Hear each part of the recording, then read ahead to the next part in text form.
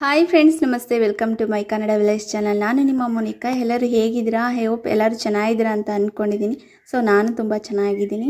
So ಇವತ್ತಿನ ವಿಡಿಯೋದಲ್ಲಿ tomato ಕಾಯಿ ಬಳಸ್ಕೊಂಡು ಚಟ್ನಿ ಮಾಡೋದು ಹೇಗೆ ಅಂತ ಈ ವಿಡಿಯೋದಲ್ಲಿ ತೋರಿಸ್ತೀನಿ. ಸೊ ವಿಡಿಯೋ ಕೊನೆವರೆಗೂ ನೋಡಿ, ಸ್ಕಿಪ್ ಮಾಡೋಕ್ಕೆ ಹೋಗಬೇಡಿ.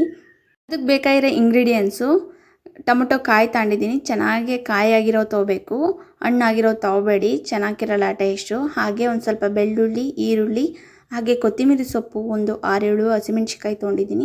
ಸೊ ಅವನ್ನೆಲ್ಲ ನೀಟಾಗಿ ಹಚ್ಚಿಟ್ಕೊಂಡಿದ್ದೀನಿ. ಅದ್ರ ಜೊತೆ ಹಾಗೆ ಕಡಲೆಬೀಜ ತೊಗೊಂಡಿದ್ದೀನಿ. ಇದನ್ನು ಚೆನ್ನಾಗಿ ಬ್ರೌನ್ ಕಲರಾಗಿ ಹುರ್ಕೋಬೇಕು, ಸೀಸಕ್ಕೆ ಹೋಗಬೇಡಿ. ಒಂದು ಮೀಡಿಯಮ್ ಫ್ಲೇಮಲ್ಲಿ ಇಟ್ಕೊಂಡು ಚೆನ್ನಾಗಿ ಒಂದು ಬಾಣಲೆಗೆ ಹುರ್ಕೊತಿದ್ದೀನಿ. ಇದನ್ನು ಹುರ್ಕೊಂಡು ಸಿಪ್ಪೆ ತೆಗಿಬೇಕು. ಇಲ್ಲ ಸಿಪ್ಪೆ ತೆಗಿದಂಗೆ ಹಾಗೆ ಹಾಕ್ಬೋದು, ಅದು ಚೆನ್ನಾಗಿರುತ್ತೆ. ಸೊ ನಾನಿಲ್ಲಿ ಸಿಪ್ಪೆ ತಕ್ಕೊತಿದ್ದೀನಿ ನೀಟಾಗೆ. ಬಾಣಲೆಗೆ ಒಂದು 2 ಟೇಬಲ್ ಸ್ಪೂನ್ ಎಣ್ಣೆ ಹಾಕ್ತಿದ್ದೀನಿ. ಅದು ಬಿಸಿ ಆದಮೇಲೆ ಕಟ್ ಮಾಡಿರೋ ಅಂಥ ಈರುಳ್ಳಿ, ಹಾಗೆ ಒಂದು ಸ್ವಲ್ಪ ಬೆಳ್ಳುಳ್ಳಿ, ಒಂದು 7 ಹಸಿಮೆಣ್ಸಿಕಾಯಿ ಹಾಕ್ತಿದ್ದೀನಿ. ನೀವು ಬೇಕು ಅಂತಂದರೆ ಜಾಸ್ತಿ ಹಾಕೋಬೋದು. ಇಲ್ಲಿ ಖಾರದ ಪುಡಿ ಯೂಸ್ ಮಾಡ್ತಿಲ್ಲ. ಸೊ ಮೆಣ್ಸಿಕಾಯಿ ಖಾರ ಇರುತ್ತೋ ಇಲ್ವೋ ನೋಡಿಕೊಂಡು ನೀವು ಎಷ್ಟು ಬೇಕೋ ಅಷ್ಟು ಯೂಸ್ ಮಾಡ್ಕೊಳ್ಳಿ.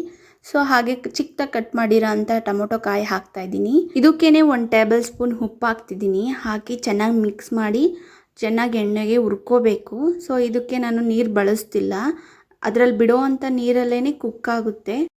ಈ ಪ್ರೋಸೆಸ್ ಎಲ್ಲ ನಾನು ಮೀಡಿಯಮ್ ಫ್ಲೇಮಲ್ಲೇ ಇಟ್ಕೊಂಡು ಮಾಡ್ಕೊತಾ ಇದ್ದೀನಿ. ತೀರಾ ಹೈ ಫ್ಲೇಮಲ್ಲಿ ಇಟ್ಕೊಳಕ್ಕೆ ಹೋದರೆ ತಳ ಹತ್ತೋ ಚಾನ್ಸಸ್ ಇರುತ್ತೆ. ಸೊ ಅದಕ್ಕೆ ಮೀಡಿಯಮ್ ಫ್ಲೇಮಲ್ಲೇ ಹುರ್ಕೊತಿದ್ದೀನಿ ಎಲ್ಲನೂ. ಸೊ ಇವಾಗ ಇದನ್ನು ಕುಕ್ ಆಗಕ್ಕೆ ಬಿಡಬೇಕು. ಸೊ ಲಿಡ್ ಕ್ಲೋಸ್ ಮಾಡಿ ಒಂದು 5 ನಿಮಿಷ ಕುಕ್ ಆಗಕ್ಕೆ ಬಿಡ್ತೀನಿ. ಸೊ ಅಷ್ಟೊತ್ತಿಗೆ ನಾನು ಕಡಲೆಬೀಜ ಹುರಿದಿಟ್ಟಿದ್ನಲ್ಲ ನೋಡಿ, ಇವಾಗ ಸಿಪ್ಪೆ ತಕ್ಕೊತಿದ್ದೀನಿ. ತಣ್ಣಗಾಗಿರೋದ್ರಿಂದ ಸಿಪ್ಪೆ ಚೆನ್ನಾಗಿ ಬಿಡುತ್ತೆ, ಬಿಸಿ ಇದ್ದಾಗ ಚೆನ್ನಾಗಿ ಬಿಡಲ್ಲ. ಸೊ ಇವಾಗ ಸಿಪ್ಪೆ ತಕ್ಕೊಂಡಿದ್ದೀನಿ. ಇದು ಹಾಕೋದ್ರಿಂದ ತುಂಬಾ ಟೇಸ್ಟ್ ಇರುತ್ತೆ. ಸೊ ಅಷ್ಟೊತ್ತಿಗೆ ನೋಡಿ ಕುಕ್ ಆಗಿದೆ. ಈ ಥರ ಒಂದು ಸಲ ಮಿಕ್ಸ್ ಮಾಡಿ, ಸಲ ಬೆಂದಿದೆ ಅಲ್ವ ಚೆಕ್ ಮಾಡ್ಕೊಳ್ಳಿ. ಹಿಂಗೆ ಸ್ಮ್ಯಾಶ್ ಮಾಡಿದ್ರೆ ಹೀಗೆ ಮುರಿದೋಗ್ಬೇಕು. ಆ ಥರ ನೋಡಿ ತೋರಿಸ್ತೀನಿ ಇಲ್ಲಿ. ಆ ಥರ ಆಗಿದ್ರೆ ಕುಕ್ ಆದಂಗೆ ನೋಡಿ, ಚೆನ್ನಾಗಿ ಕುಕ್ ಆಗಿದೆ. ಇದಕ್ಕೆ 1 ಟೇಬಲ್ ಸ್ಪೂನ್ ಜೀರಿಗೆ ಹಾಕ್ತಾಯಿದ್ದೀನಿ. ಜೀರಿಗೆ ಫ್ಲೇವರ್ ತುಂಬಾ ಚೆನ್ನಾಗಿರುತ್ತೆ. ಆ ಚಟ್ನಿಯಲ್ಲಿ ಜೀರಿಗೆ ಫ್ಲೇವರ್ ಗಮ್ ಅಂತ ಬರುತ್ತೆ. ಸೊ ಎಲ್ಲ ಮಿಕ್ಸ್ ಆದಮೇಲೆ ಆಫ್ ಮಾಡ್ತೀನಿ. ಇದನ್ನು ತಣ್ಣಗಾಗಕ್ಕೆ ಬಿಡಬೇಕು, ಬಿಸಿ ಇದ್ದಾಗ ಹಾಕಕ್ಕೆ ಹೋಗಬೇಡಿ. ಸೊ ಪೂರ್ತಿಯಾಗಿ ತಣ್ಣಗಾಗಿದೆ. ಇವಾಗ ಒಂದು ಮಿಕ್ಸಿ ಜಾರ್ಗೆ ಹಾಕ್ಕೊತಿದ್ದೀನಿ. ಸೊ ಇದ್ರ ಜೊತೆ ಕಟ್ ಮಾಡಿರೋ ಅಂಥ ಕೊತ್ತಂಬರಿ ಸೊಪ್ಪು, ಹಾಗೆ ಹುರಿದಿಟ್ಟಿರೋ ಅಂಥ ಕಡಲೆಬೀಜ ಏನಿದ್ವಲ್ಲ ಅವನ್ನು ಹಾಕಿ ಮಿಕ್ಸಿಗೆ ಹಾಕ್ಕೊತೀನಿ. ತೀರಾ ಫೈನಾಗಿ ಪೇಸ್ಟ್ ಮಾಡೋ ಅವಶ್ಯಕತೆ ಏನಿಲ್ಲ. ಇದು ಚಟ್ನಿ ಒಂಥರ ರಫ್ ಆಗಿದ್ರೇ ಟೇಸ್ಟ್ ಇರುತ್ತೆ.